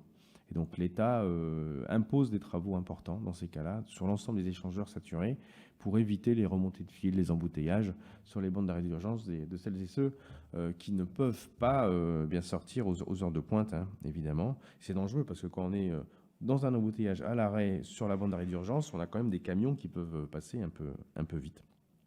Donc c'est pour ça que ces travaux ont été effectués. Et c'est vrai que on a un peu l'impression, quand on sort de la rocade, d'être obligé de passer par un moustique. Voilà, donc ça sera un autre sujet, si vous voulez, qu'on pourra aborder avec plaisir. Il me tourne autour, il m'aime bien.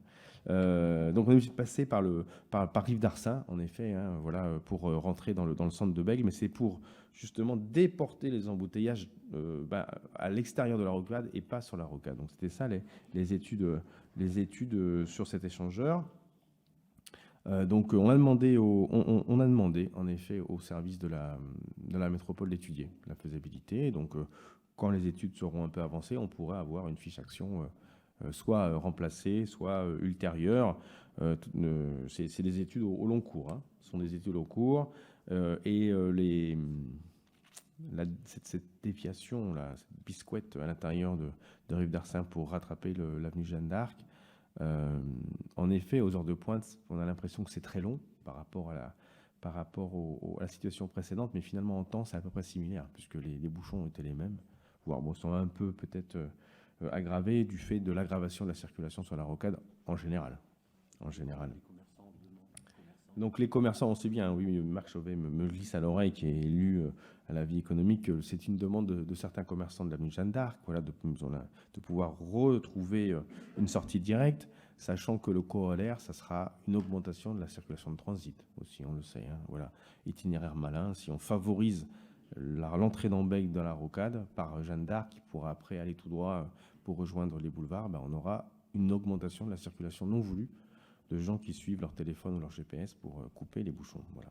Donc c'est un vrai sujet qu'on sera amené à débattre plus précisément ultérieurement, en fonction des coûts et des possibilités techniques.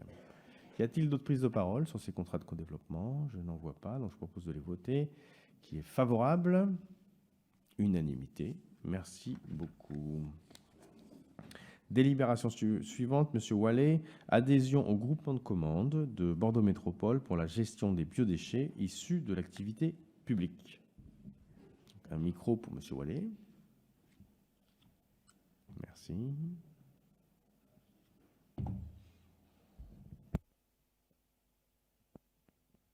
Alors, je profite de cette petite intermède pour vous dire qu'à partir du prochain conseil municipal, nous allons pouvoir revenir dans la salle du conseil. Voilà, donc c'est une bonne nouvelle.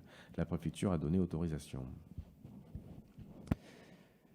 Donc cette délibération porte effectivement sur l'adhésion au groupement de commandes de Bordeaux Métropole pour la gestion des biodéchets issus de l'activité publique. Ce qu'il faut rappeler, c'est que sur la ville de Bègles, donc on a déjà commencé des projets de sensibilisation, de tri sur les cantines scolaires, mais également au sein des restaurants du personnel. Donc c'était le cas dès 2017 dans les écoles et en 2018 dans le cadre des restaurants du personnel. Donc derrière ces enjeux évidemment de tri, d'amélioration aussi de ce qui relève de la gestion des biodéchets, il y a aussi des enjeux de pédagogie, des enjeux financiers. Ce qu'on voit derrière, puisqu'on a réussi à évaluer aussi ce tri au sein des cantines scolaires, c'est qu'on gagne en termes de déchets, puisque en évaluant les tris qui sont effectués, ça nous permet de réduire et d'améliorer aussi la quantité de l'alimentation au niveau des assiettes. Et donc, en découle également derrière des enjeux économiques. En 2020, l'année dernière, rappelez-vous, on avait signé aussi un contrat avec Resto Valor pour derrière gérer ces biodéchets, pour qu'il y ait une biométhanisation, donc pour valoriser ces déchets. C'était quelque chose de transitoire dans la mesure où aujourd'hui, on peut également se faire accompagner par Bordeaux Métropole, donc sur cette gestion des biodéchets pour notamment les valoriser vers de la méthanisation derrière. Donc cet enjeu, il est d'ordre écologique mais également économique, puisque le fait de mutualiser ça au niveau métropolitain nous permet de réduire nos coûts tout en améliorant la gestion, la collecte et la valorisation des biodéchets issus de l'activité publique. Donc je vous propose d'accepter les termes de la convention constitutive du groupement dont le projet figure en annexe et d'autoriser Monsieur le maire à signer la convention ainsi que tout autre document nécessaire à sa mise en œuvre. Merci Monsieur Wallet. Monsieur Thomas, à vous la parole.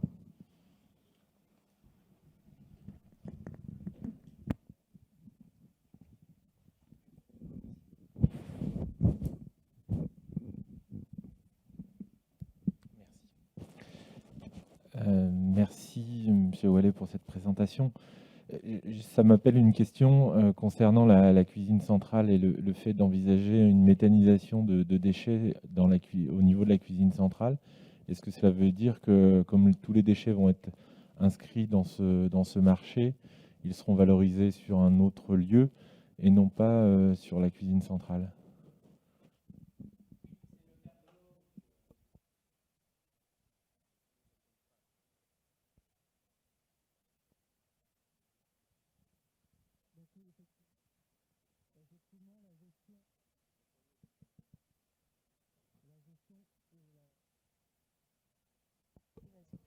La gestion et la collecte va s'effectuer effectivement ailleurs que sur le site de la cuisine centrale. Initialement, on avait étudié la faisabilité économique et technique de réaliser de la méthanisation sur place, mais il s'avère qu'on n'avait pas assez de déchets pour que ça soit économiquement intéressant pour le faire sur place, sachant qu'en parallèle, il y avait le projet de Bordeaux Métropole de mutualiser cette collecte et cette gestion des biodéchets. Donc, en fait, d'un point de vue économique et d'un point de vue technique, on avait tout intérêt à mutualiser effectivement les besoins au niveau métropolitain.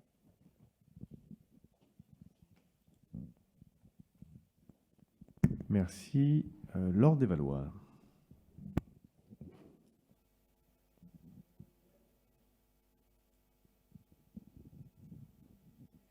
Oui, dans le cadre de ma délégation, c'était surtout pour compléter les propos de Pierre, effectivement, sur les enjeux là, de la valorisation des biodéchets.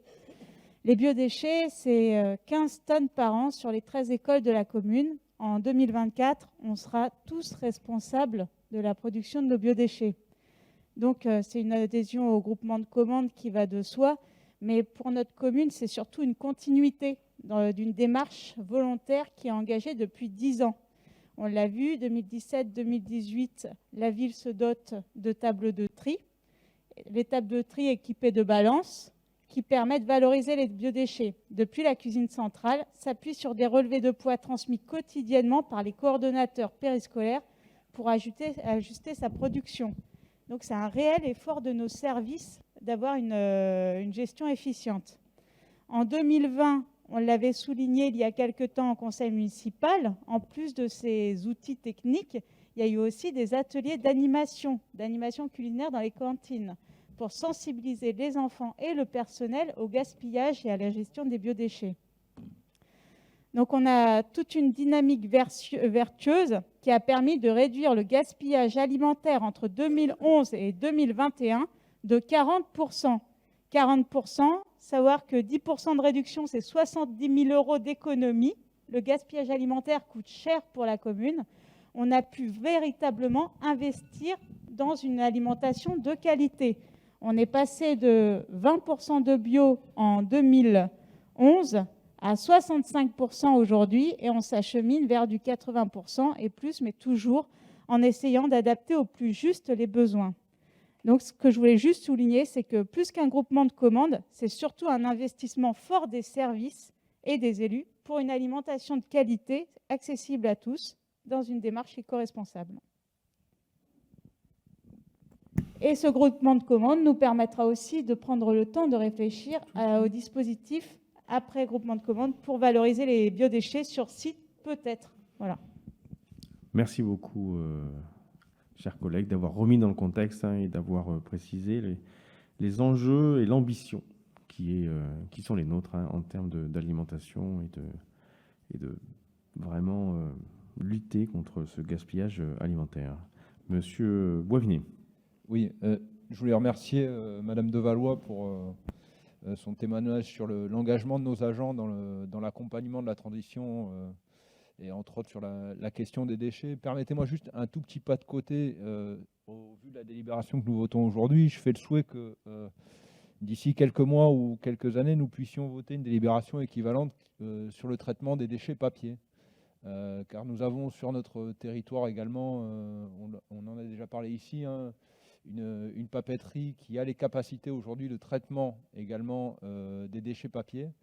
Et si le projet des salariés va au bout, il serait intéressant que la force publique se positionne à leur côté afin de pouvoir offrir une débouchée à ces déchets afin qu'ils puissent être revalorisés dans le cadre qui est proposé par les salariés. Ce sera tout.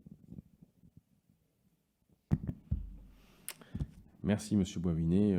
En effet, vous avez raison de ressouligner le fait que nous sommes aux côtés des salariés pour qu'ils puissent mûrir leurs projets et défendre voilà, leur projet très intéressant en termes aussi écologiques et de sauvegarde du patrimoine industriel, papetier français et béglé.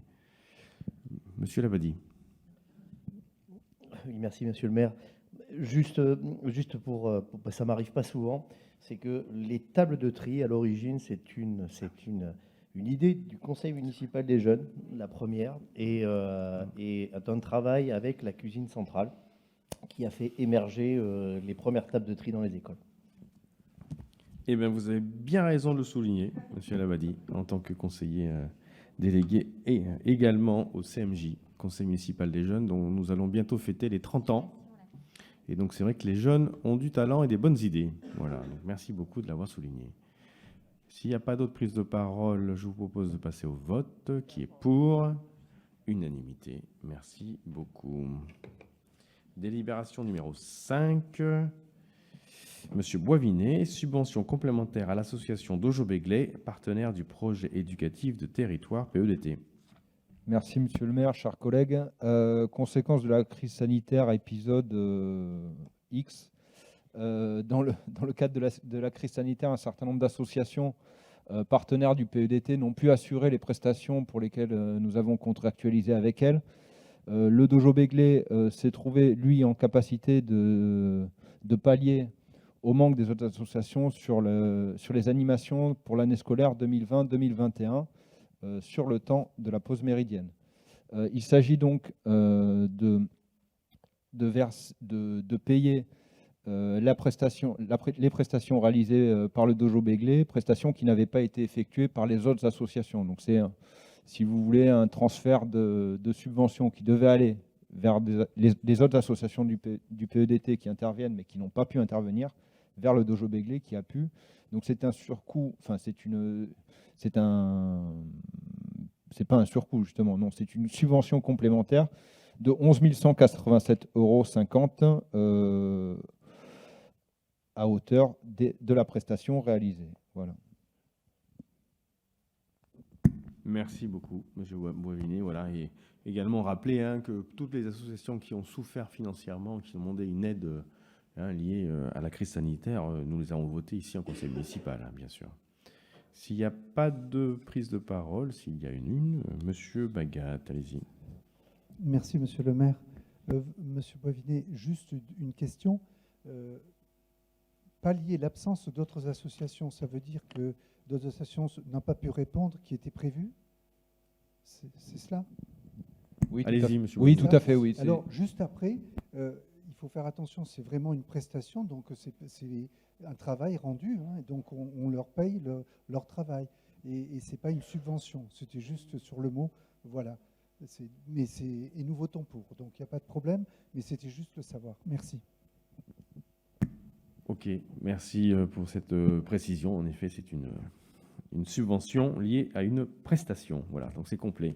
À M. Boisvinet, oui, vous voulez compléter vu qu'on parle du compléter le complément, allez-y. Oui, non.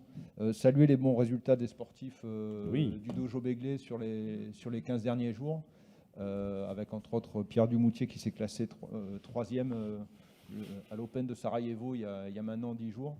Et dire que le soutien financier, que ce soit au travers de la subvention d'associations ou en contractualisant avec des associations, nous permet de tirer vers le haut le milieu sportif et associatif Begley. Et ça se traduit par des résultats qui font rayonner notre ville à l'échelle européenne pour l'instant, en espérant mieux dans les années à venir. Très bien, en effet. Nous allons avoir peut-être des jeunes sportifs Begley qui vont participer aux prochains Jeux Olympiques. Voilà, en tout cas, c'est ce qu'on espère. Je propose de passer au vote qui est pour unanimité. Merci beaucoup. Délibération numéro 6, Madame Cohen-Langlais, demande de financement du matériel de conditionnement des repas du service de portage à domicile. Merci, Monsieur le maire. Lors du dernier conseil municipal, nous avions adopté la création du service de portage de repas à domicile. Ce service avait été mis en place au moment du confinement sans faire l'objet d'une création en bonne et due forme, donc c'est désormais le cas. Et aussi, dans l'urgence, nous avions dû passer par des plateaux qui étaient distribués aux personnes, des plateaux jetables, alors dans une matière qui était moins problématique que du plastique, mais ça restait du jetable. Donc il a été décidé de s'équiper de boîtes qui seront donc réutilisées par les bénéficiaires chaque jour, enfin évidemment avec un cycle puisqu'ils les rendent on les nettoie et ensuite elles reviennent dans le circuit. Donc des boîtes en inox micro-ondables. Donc ça a été toute une recherche qui a été faite par les services pour allier à la fois des nécessités d'hygiène, de solidité aussi, puisque évidemment le verre dans une cuisine collective, ça peut être un sujet compliqué, d'innocuité aussi sanitaire pour les bénéficiaires, et aussi l'aspect pratique de pouvoir réchauffer facilement sans transvaser à chaque fois, puisqu'on sait qu'on a un public qui peut être en difficulté sur certains gestes de la vie quotidienne, et donc c'était important de trouver vraiment un équipement qui soit adapté à tous les objectifs que nous avions.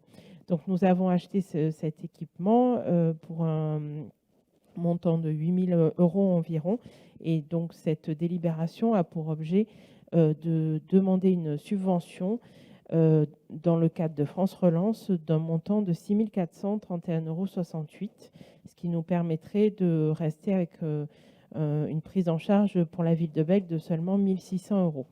Je précise que le service, comme prévu, a été mis en place lundi dernier. Donc nous démarrons tranquillement, puisqu'évidemment, comme nous avons réouvert le Resto Club de Croizat, nous avons un certain nombre de bénéficiaires qui, évidemment, et c'est ce que nous avions prévu, préfèrent aller au Resto Club. Mais aujourd'hui, voilà, on redémarre, on rôde ce service avec un véhicule mis à disposition par Bordeaux Métropole. Et nous espérons aller vers les 50 bénéficiaires dont nous avions parlé au moment de la création du service. Merci, Madame Cohen-Langlais. Donc voilà, les restaurants clubs ont réouvert et nous proposons un service de portage à domicile, évidemment avec des enjeux environnementaux importants. Voilà, que nous mettons en place. Monsieur Thomas, à vous la parole. Juste savoir, oui, merci pour cette présentation. Juste pour savoir si cette somme aura un impact sur le coût de la livraison à domicile, ou est-ce qu'il sera pris sur une autre ligne budgétaire? Madame Cohen-Langlais, si vous pouvez répondre. Alors, cette subvention, pour l'instant, on ne l'intègre pas, puisque voilà, c'est une demande de subvention, donc il y a toujours une part d'incertitude. Dans ce que nous vous avions présenté en juillet, on était sur une création du service quasiment à l'équilibre. Pour autant, ça reste un investissement ponctuel, même si on va forcément être amené à renouveler le stock de manière assez régulière. Mais voilà, ça ne change pas le coût global de fonctionnement sur le nombre de bénéficiaires et le nombre de repas. Je pense que sur les années, puisque c'est quand même un matériel solide, donc l'idée c'est c'est pas une dépense qu'on fera tous les ans. Donc je pense qu'à ce stade-là, c'est pas quelque chose qu'on peut impacter sur le nombre de repas annuels et le nombre de bénéficiaires. Mais c'est quelque chose que, si effectivement on a cette subvention, on examinera pour, si on en est capable, effectivement baisser le tarif pour les bénéficiaires. Merci pour ces précisions. Après, il y a l'investissement d'un côté et le fonctionnement de l'autre. Voilà. Madame Devalois.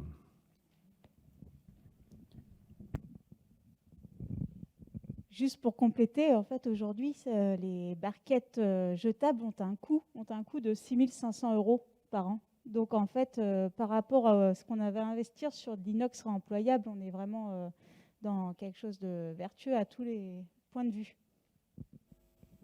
Merci. Donc, l'écologie est moins chère. Monsieur Thomas.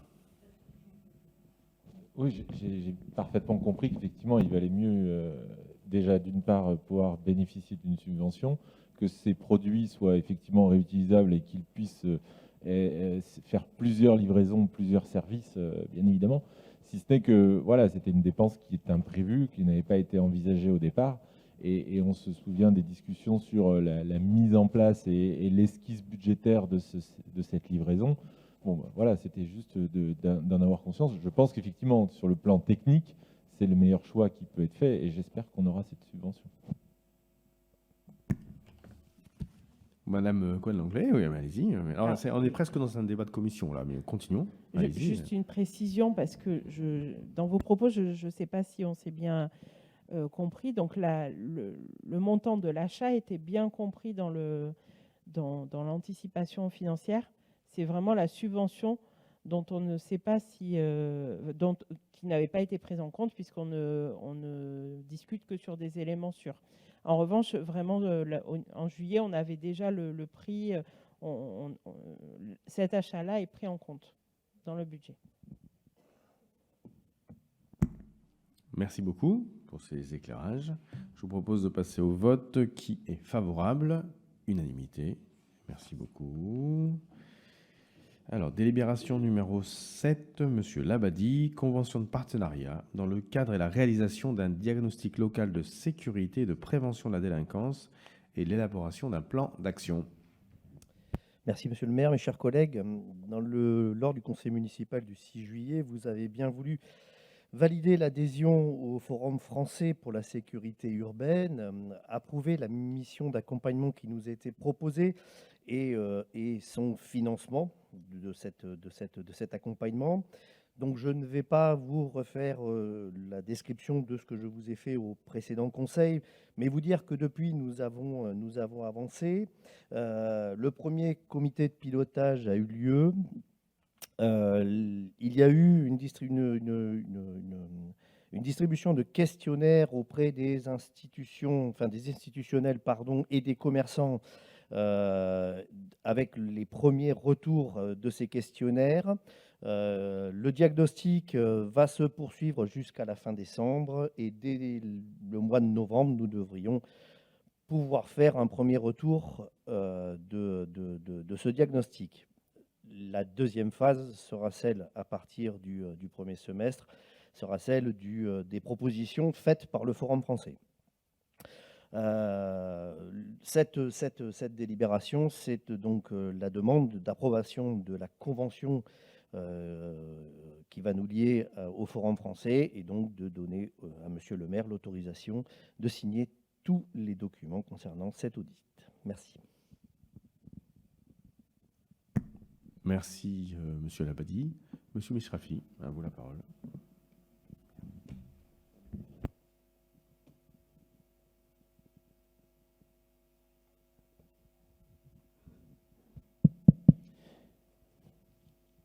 Merci, Monsieur le maire, mes chers collègues.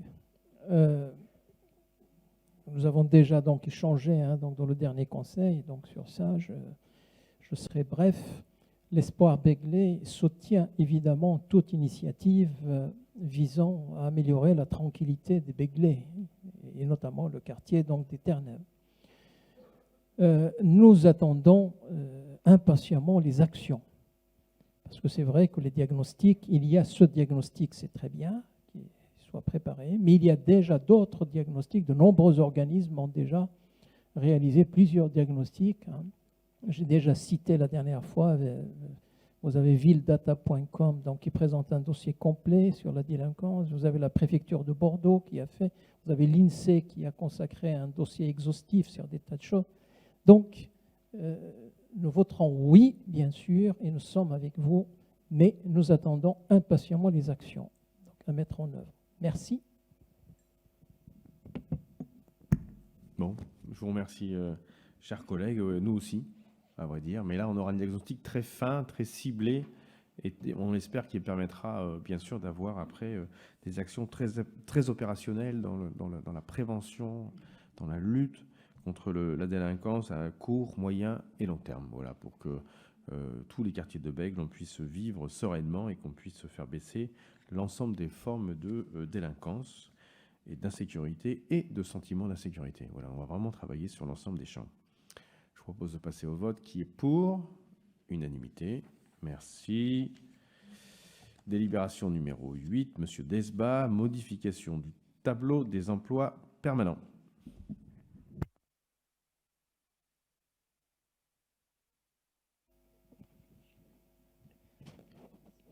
Merci Monsieur le maire, mes chers collègues.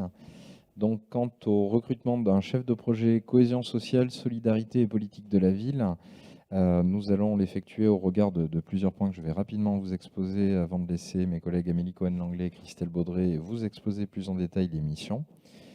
Donc, au regard des impacts socio-économiques du contexte sanitaire, contexte qui vient catalyser des signaux déjà forts d'inégalités constatées sur notre territoire, qui agit comme un révélateur des inégalités sociales et économiques, suroccupation des logements, configuration familiale amplifiant les risques psychosociaux liés aux mesures sanitaires et aux différents confinements, problématiques de santé plus importantes, précarité de l'emploi et de l'emploi féminin en particulier, fragilité familiale, catégories de métiers comme ceux du médico-social, de l'entretien, du bâtiment, de la restauration et j'en passe, qui les exposent plus que d'autres aux risques sanitaires, à l'exclusion numérique, et compte tenu aussi du transfert de la mission politique de la ville en interne de nos services au pôle social et solidarité, il nous est apparu nécessaire de maintenir d'une part les moyens déjà affectés à la politique de la ville et d'autre part de renforcer le pôle social et solidarité afin de poursuivre les objectifs qui vont vous être détaillés maintenant. Amélie. Merci beaucoup, Monsieur Desbats. Donc, vous avez compris, c'est une présentation à 3 voix. Donc, il y a Madame Cohen-Langlais et après Madame Baudré. Merci, Monsieur Desbats. Donc, effectivement, cette création aujourd'hui est possible parce que le pôle social avait eu la possibilité et la volonté de se réorganiser avant la crise sanitaire à l'occasion du départ d'un agent. Et donc, cela nous permettait de disposer d'un support de poste. Et au regard de la crise sanitaire qui a débouché sur une aggravation de la crise économique et sociale, il nous a apparu effectivement avec Christelle Baudré, avec la directrice générale adjointe du pôle social, le maire et l'ensemble de la direction générale de la ville, qu'il était pertinent de créer un poste vraiment spécifique sur le renforcement de tous les dispositifs que nous avons à notre disposition pour agir auprès de la population la plus en difficulté. Et nous avons notamment, pour ce qui concerne du coup ma délégation, puisque ce poste sera finalement partagé entre 2 adjointes au service de l'ensemble de la politique sociale et de cohésion sociale de la ville. Nous avons pour ambition avec cette nouvelle personne de travailler vraiment sur le renforcement de l'adéquation des dispositifs mis en place par le CCAS sur le plan social avec les besoins. Donc nous avons l'obligation réglementaire de réaliser une analyse des besoins sociaux. En amont de cette obligation-là, nous avons déjà commencé à évaluer les besoins sociaux avec une étude qui a été réalisée au printemps et qui nous a permis d'avoir déjà beaucoup d'éléments intéressants sur les fragilités présentes sur le territoire que Aurélien Desbats a présenté. Et puis nous avons des sujets qui étaient déjà connus, qui faisaient déjà l'objet d'un travail comme l'inclusion numérique, l'alimentation et qui ont pris d'autant plus d'importance ces derniers 18 mois dans la vie de nos concitoyens. Et donc il était important d'avoir vraiment une personne qui renforce le CCAS sur le fait de conduire ces projets qui prennent du temps parce que ce sont des projets partenariaux. Donc on ne peut pas annoncer d'avoir un plan d'action, etc. et de ne pas avoir la capacité et le temps humain, puisque la capacité en termes de compétences, d'intelligence, on l'a déjà très largement. Mais à un moment, il faut quand même se renforcer en termes de temps de travail disponible pour vraiment agir sur le territoire et puis à hauteur des ambitions que nous avons dans notre équipe municipale sur les enjeux de justice sociale.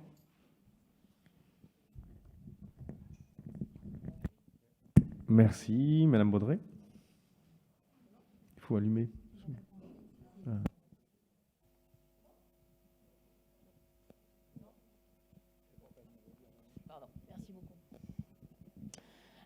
Donc pour compléter les propos à la fois d'Aurélien et d'Amélie, donc dans le champ effectivement on s'est donné en tout cas de pouvoir dynamiser une politique de la ville qui soit ambitieuse. Donc là aussi les quartiers prioritaires de la ville, comme l'a énoncé tout à l'heure Aurélien, qui ont leur fragilité effectivement ont été renforcées.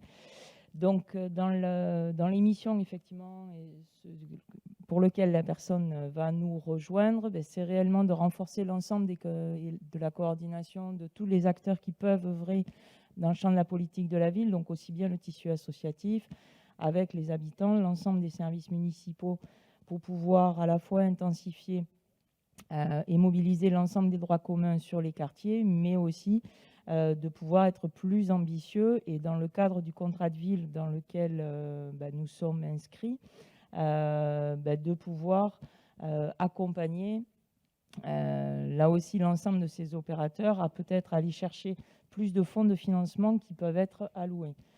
Ça demande effectivement un travail de coordination qui est assez important.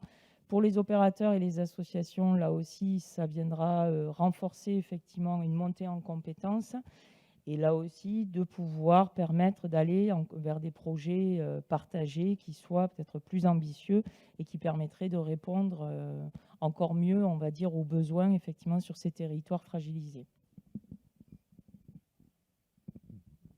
Merci Madame Baudré. S'il n'y a pas d'intervention, je propose de passer au vote.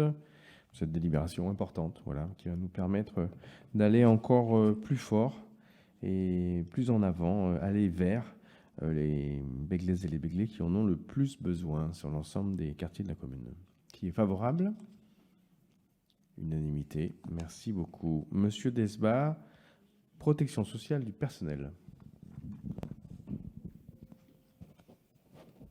Monsieur le maire, mes chers collègues, au cours de la séance de décembre dernier, le conseil municipal avait décidé d'engager une procédure d'appel d'offres qui visait à sélectionner un nouveau contrat de mutuelle de type prévoyance qui sera fait à compter du 1er janvier de l'année prochaine pour le personnel de la ville, du CCAS et du CENSO et de mandater le cabinet Apprecialis afin d'apporter son appui et son expertise dans cette procédure. Au terme de la consultation, le cabinet a rendu son rapport d'analyse qui classe l'offre de la mutuelle Territoria comme la meilleure offre parmi les 3 que nous avons reçues, sur la base de critères initialement fixés en concertation avec les représentants du personnel, par exemple les tarifs, la maîtrise financière dans le temps, la qualité technique des propositions, etc. Les membres du comité technique ont confirmé le choix de cette mutuelle parmi les 3 offres reçues donc. Et une convention de participation sera donc signée avec la mutuelle Territoria pour une durée de 6 ans, donc jusqu'à 2027, qui permettra aux agents adhérents à la convention de bénéficier d'un complément de salaire à hauteur de 80, 90 ou 95% selon l'option souscrite en cas de perte de rémunération liée à un problème de santé. Ajoutons aussi, pour le coût de la ville, qu'afin de susciter l'adhésion des agents au contrat collectif de protection sociale, le Conseil avait fixé la participation employeur à 15 € par mois et par agent au 1er janvier 2021, ce qui représente pour une adhésion attendue d'environ 75% du personnel, un coût annuel pour la ville de 68 500 €. Merci Monsieur Desbas. Voilà donc un effort particulier de la commune sur la protection sociale des agents de la ville. S'il n'y a pas de prise de parole, je vous propose de passer au vote qui est favorable. Unanimité. Merci. Délibération suivante, numéro 10, Monsieur Fédou, syndicat départemental d'énergie électrique de la Gironde, le SDEG, rapport d'activité 2020. Oui, bonsoir. Merci, monsieur le maire. Bonsoir, mes chers collègues.